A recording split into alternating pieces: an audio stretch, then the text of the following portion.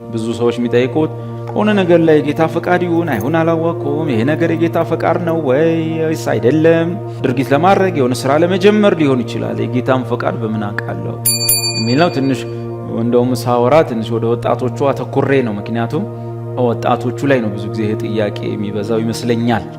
ምክንያቱም ህይወታቸውን ገና አሬንጅ ስላላረጉ መስመር ስላልያዙ የሆነ ነገር ውስጥ ስላልገባ ይሄ ነገር የጌታ ፈቃድ ነው ወይ ብለው የነገን ነገር ለማስተካከል ብዙ ጊዜ ጥያቄ የሚነሳው የቀረ ነው። የጌታ ፈቃድ ነው አይደለም የምንለው ትንንሽ ነገር በጣም ትንሽ ነገሮች ናቸው። በጣም ትንሽ ናቸው። ለዛ ነው ወጣቱ ሞር ደግሞ የጌታን ፈቃድ በብዙ ነገሮች ላይ ማወቅ ይፈልጋል እንጂ ትምህርቱ ለሁላችንም ነው። እግዚአብሔርን ፈቃድ ማቀበት በቃ ልዩ የሆነ ሚስትሪ የሆነ ልዩ ሴክሬት አለ ብለን እንዳታስብ። ላደርገው ላስብ ያሰብኩት ነገር ወይም ለወስነው ላደርገው የፈለኩት ነገር ካለ በዚህ ነገር ጌታ ይከብራል አይከብርም? እኔ የምከብርበት ዘመድ ነው የሚከብርበት ሰፈር ነው የሚከብርበት ወይስ የእግዚአብሔር ልጅ? መጽሐፍ ቅዱስ እንደሚናገር በቆላሲስ 1 ላይ አንድ ግሩም ጥቅስ አለ። ምን ይላል? እርሱ በሁሉ ነገር ፊተኛ ይሆን ዘንድ። ማን? ኢየሱስ በሁሉ ነገር ፊተኛ ይሆን ዘንድ ምን ማለት ነው?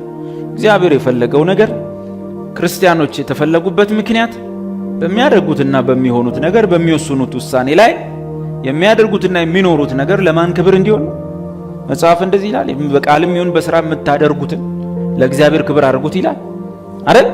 ስለዚህ ጌታ እንዲከብር አባት እግዚአብሔር አጀንዳው ዓላማው በ2000 ዓመት ውስጥ ልጁ ባዳናቸው ሰዎች በኩል ልጁን ማክበር ነው።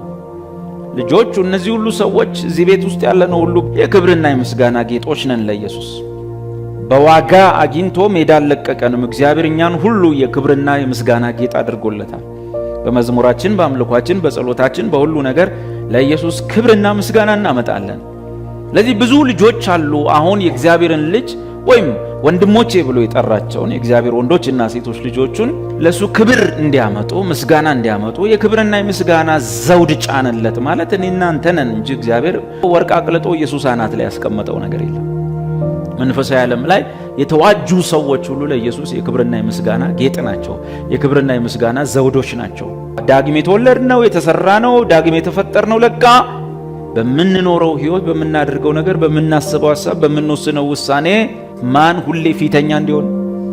አቤት ኢየሱስ ሁሌ በሁሉ ነገር ፊተኛ እንዲሆን ቀዳሚ እንዲሆን። በዚህ ውስጥ ደግሞ ያየነው ነገር አስተማማኝ ነው። ኢየሱስ ፊተኛ መሆኑ ሁሉ ጊዜ በሁሉ ውሳኔያችን ውስጥ ኢየሱስ ቀዳሚ መሆኑ አስተማማኝ ነው አይደል?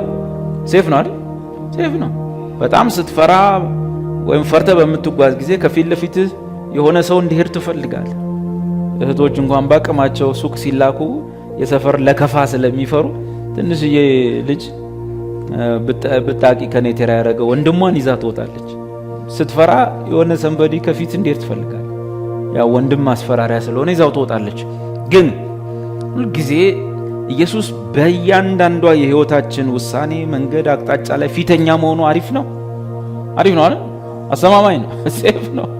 አማኑኤል ብለናል አይደል? ትላንት እስቲ አማኑኤል በለው። አሁን ብቻዬን አይደለሁም፣ አምላክ ከኔ ጋር ነው። ኃያል አምላክ ከኔ ጋር ነው። ምክንያቱም አማኑኤል ነው። ኤል ማለት ምንድነው? ዘ ማይቲ ጋድ ያህዌ ቢሆን ያለና የነበረ ሁሉን የፈጠረ ትልቅ ስሙ ነው። የያህዌን ስም በከንቱ አትጥራ ተብሎ ተጽፏል። የኤሎሂምን ስም በከንቱ አትጥራ አይልም። የያህዌን ስም የለኛ ኤሎሂምም ያህዌም እግዚአብሔር ስለሆነ የእግዚአብሔርን ስም በከንቱ አትጥራ ነው። ግን የተጻፈው የኤሎሂምን ስም የኤልሻዳይን ስም ሳይሆን የያህዌን ስም ነው። ከኛ ጋር ሆነ ለሚለው ቃል ግን ኢየሱስ የመረጠው ኤሎሂም የሚለውን ቃል ነው። ዘ ማይቲ ጋድ አማኑኤል።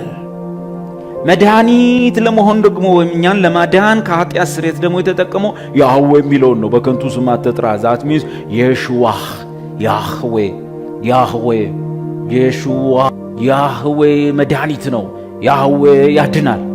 አብሮን ከመኖር አንጻር ግን ወይም በመውጣት በመግባት ከኛ ጋር ለመሆኑ በሕይወታችን ውስጥ ፈላጭ ቆራጭ አዛዥ ናዛዥ ለመሆኑ ደግሞ የተጠቀመበት ቃል ስሙንም አማኑኤል ትለዋለች።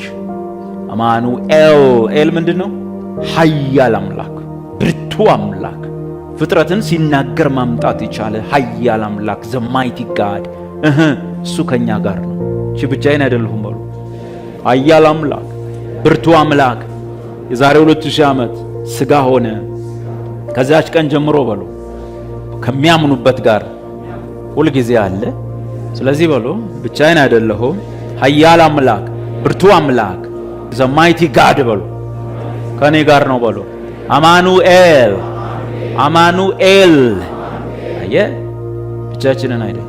ለዚህ ነው ሳውል ምስኪን ክርስቲያኖችን አየ፣ በጥፊ ሲመቷቸው እንደዚህ ፊታቸውን የሚያዞሩ አየና አላወቀም አማኑኤል እነሱ ጋር እንደሆነ እና አስራለሁ፣ ፈጃለሁ፣ ጨርሳለሁ እያለ እየተንደረደረ ፈረሱን ኮርኩሮ ተከታዮቹን አስከትሎ ፈቃድ አውጥቶ የመደብደቢያ መግደያ ፈቃድ አውጥቶ እየሮጠ ሲሄድ ኢየሱስ መንገድ ላይ ያገኘው። ሳውል ሳውል ስለምን ታሳድደኛለህ? አንተም ማን ነህ? እኔ የምታሳደኝ ናዝሬቱ ኢየሱስ ነኝ። እንዴ እኔ እኮ የሆኑ እዚህ ግባ የማይባሉ የደማስቆ ስደትና ጥላቻ ከሰፈር የነቀላቸው ምስኪኖች አሉ። እነሱን ለአንገላታ እኮ ነው የሚሄደው እንደማለት። አንተ እንዴት እኔን ትላለህ? ተሳስተሃል። ምን ሆኗል ማለት ነው ዘመኑ አማኑ። ስለዚህ ነው የምታሳድደኝ እኔን ነው የምታሳደኝ እኔ ናዝሬቱ ኢየሱስ ነኝ። ቃል ስጋ ከሆነበት ጊዜ ጀምሮ ከአማኞች ጋር ምን ሆኗል? አማኑ ኃያሉ አምላክ ደማስቆ ላይ የተገለጠው ያንን የመሰለ ቀሚስና ጥምጥሙን ሜዳ ላይ የዘረገፈለት ጌታ ከማን ጋር ነው? ከኛ ጋር ነው። አማኑኤል ብሎ ብቻዬን አይደለሁም። በደማስቆ የተገለጠው ያ ታላቅ ብርሃን አማኑኤል ከኛ ጋር ነው፣ ከኔ ጋር ነው በሉ። yes አንድ እዚህ አካባቢ መጥቶ ቁጭ ያለ ኮሪያዊ ክርስቲያን ነበርና ከዛ ሲያወራኝ እንደው ስለ ጅማ አወራኝ። ከዛ በኋላ የደነቀኝን ነገር ይጠቅማል ብዬ ነውና ከዛ እዚህ ቃልዮት ቸርችም ሄጄ እዛ ተጫውቼ ምናምናና ከዛ ከቸርቹ ጀርባ ተራራና ጫካ አለ። ወደዛ ውስጥ ሄድኩ እስቲ ብዬ ለዝናና ብዬ ጫካ ውስጥ ገባሁ እና በጣም ፍርሃት ወደቀብኝ። ጫካ ምናምን አለ ዞር ስል ማንም የለምና ፈራው። ከዛ በኋላ እንዴ አማኑኤል አይደል እንዴ ለምን ፈራለሁኝ አልኩኝ።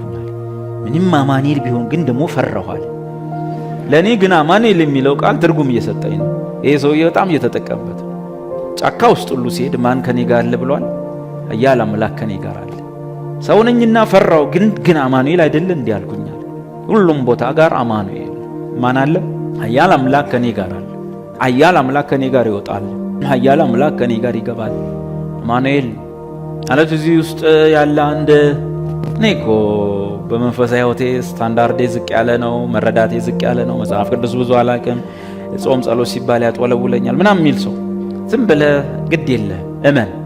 ባታምንም የዛሬ 2000 ዓመት ተፈጽሞ ያለቀ ነው። የተፈጸመን ነገር ባታምንም ተፈጽሟል እና እግዚአብሔር ካንተ ጋር ነው። ኃያል አምላክ ብርቱ አምላክ ካንተ ጋር ነው አማኑኤል። ለዚህ አማኑኤል ወይም እግዚአብሔር ከኛ ጋር ስለሆነ በመናደርገው ነገር ሁሉ ውስጥ ማን ፊተኛ እንዲሆን ተፈልጓል? ኢየሱስ ፊተኛ እንዲሆን ተፈልጓል። ስለዚህ ቀላል ነው። እግዚአብሔር ሆይ እንዲህ ነገር አስቤ ነበር፣ ላደርግ ነበር፣ ልሆን ነበረ፣ ግን ያንተ ፈቃድ ነው ወይ አለህበት ወይ ፈቃዱ ሲባል መጀመሪያም ጠይቀው ነገር ይሄ ማደርገው ነገር ያሰብኩት ነገር የወሰንኩት ነገር መሆነው ነገር ኢየሱስን ያከብረዋል አያከብረው እንጂ እኔን ያከብረኛል አያከብረኝም፣ እናቴን ያከብራል አያከብርም፣ ዘመዶችን ኢየሱስን ያከብራል አያከብርም። ለኢየሱስ ክብር መሆን ይችላል ወይስ ኢየሱስን አያከብርም? አለቀ። ቀላል ነው ማለት ነው። አንዱን ነጥብ አገኘን ማለት ነው። ያ ልታደርግ ያሰብከው ነገር ኢየሱስን ማያከብር ከሆነ ትተዋለህ ማለት ነው። የማን ፈቃድ አይደለም? ጌታ ፈቃድ አይደለም ማለት እንጂ እግዚአብሔር ሰው ሆይ እንዲህ ነገር አስቤ ነበር አንተ ምን ትላለህ? ያው ቀላል ነው በቃ። ኢየሱስ ይከብርበታል አይከብርበትም? ሱቅ ብትከፍት ኢየሱስ ይከብራል፣ ግን ሲጋራ ብትሸጥ ኢየሱስ አይከብርም። ቀላል እኮ አይደለም? ሱቅ ብትከፍት ምንም ችግር የለውም፣ ግን ግሮሰሪ ከፍተ ሰው እየተሳከረ በጠርሙስ የሚከሳከስ ከሆነ ያንን ብር ሰብስበ ደግሞ አምጥተህ ለቸርች አስራት ብለህ የምትሰጥ ከሆነ ይሄ ጌታ ፈቃድ አይደለም። ቀላል እዛ ሰው አፈነካክተ የሰው ሴት ልጅ እንደ ዕቃ እዛ ቁጭ አድርገህ ከዛ በኋላ እሱን የሰበሰብከውን ብር እንዴት አምጥተህ ቸርች ሰጣል? የጌታ ፈቃድ አይደለም ማለት ነው። ሰው እንዳታደባድብ የጌታ ፈቃድ፣ ሰው እንዳታሳክር፣ ሰው እንዳታፈናክት፣ ሰው ሲጋራ እያጨሰ እድሜውን እንዳያሳጥር ነው። ቀላል ነው። አንድ ነገር ላይ ጌታ ኢየሱስ ክብር ያገኛል አያገኝም? በዚህ ነገር ይከብርበታል አይከብር? እሱ በሁሉ ምን ይሁን? ፊተኛ ይሁን። የእግዚአብሔር ፕሮግራም 2000 ዓመት ሙሉ ምን ማለት ነው? በአማኞች በኩል ማንም ማክበር ነው። በአማኞች ኑሮ፣ ሐሳብ፣ እቅድ፣ ፕላን ውስጥ ማንም ማክበር ኢየሱስ። ለምሳሌ ስንፍና ኢየሱስን አያከብርም። ስለዚህ የጌታ ፈቃድ አይደለችም። ሊሰራ የማይወድ ክርስቲያን እንዴት ነው? ቆይ ማለት ልሰራ አልወድም ግን እግዚአብሔር ተናግሮኛል እንደ መና ነው ማዘንብልህ ብሎኛል ብሎ ነቢይ የሚያሳድድ ሰው የጌታ ፈቃድ አይደለም። ምክንያቱም የተጻፈ ነው አይደለም? ሊሰራ የማይወድ ምን አይበል አይብላም። ብዙ እኮ ፈቃዱ ነው አይደለም፣ ግልጽ የሆኑ ነገሮች ስላሉ ሊሰራ ማወዳ አይብላ ተብሎ አትበላም። የጾምኩ ነው ደግሞ ማለት የለብም አትብላ ስለተባልክ ነው። ማይሰራ አይብላ ተብሎ አይደል? የጾም አይባል እና ግልጽ የሆኑ ነገሮች አሉ። እንደዚህ አንድ ነገር ስንፍና የጌታ ፈቃድ አይደለም። ወይም ቢዝነስ እንድትሰራ የጌታ ፈቃድ ነው፣ ወይ የሆነ ነገር እንድታረግ የጌታ ፈቃድ ነው። ግን በአግባቡ ማኔጅ ሳታደርግ እንዲበላሽ ግን የጌታ ፈቃድ አይደለም። እንድታጠናና ኤግዛም እንድታልፍ የጌታ ፈቃድ ነው። ሳታጠና ግን አጸልዬ እንድታልፍ የጌታ ፈቃድ አይደለም። ጌታ መልስ ያስኮርጃል፣ ስንፍና ያበረታታል። አላጠናህም ልጄ፣ አዎ ችግር የለው እኔ እነግርሃለሁ ቢበል ትሩ በል ይላል። እንኳን ቅዱሱ አምላክ አይደለም እዛ ጋር አስተማሪ ራሱ ያን ቀን ይለቀሃልን ስትሰርቅ ቢያይ እንኳን ቅዱሱ አምላክ እና እግዚአብሔርን ፊት የምናወራውን ነገር ለይተን ማውራት ጥሩ ነው። እግዚአብሔር ሆይ ላጠና አስቤያለሁ እና ሳጠና ደግሞ አእምሮዬን ክፈት እርዳኝ፣ የቻልከውን ያህል ላጠና። ከዛስ በኋላ እግዚአብሔር ሆይ አጠናዋት ደግሞ እንዳጠፋኝ እርዳኝ፣ መስራት እንድችል እርዳኝ። ምክንያቱም አንዳንዱ በደንብ አድርጎ አጥንቶ ምንም ብሎ መጽሐፉንም በልቶ ሲቀመጥ ጽሁፎቹ የሚሮጡበት ሰው አለ። ይሮጡበታል። ማቺንጉ ወደ ምርጫው ወደ ማቺንግ ዝብርቅርቅርቅ የሚልበት አለ። ተጽዕኖ ውጊያ ምናምን የሚባለው ማለት ነው።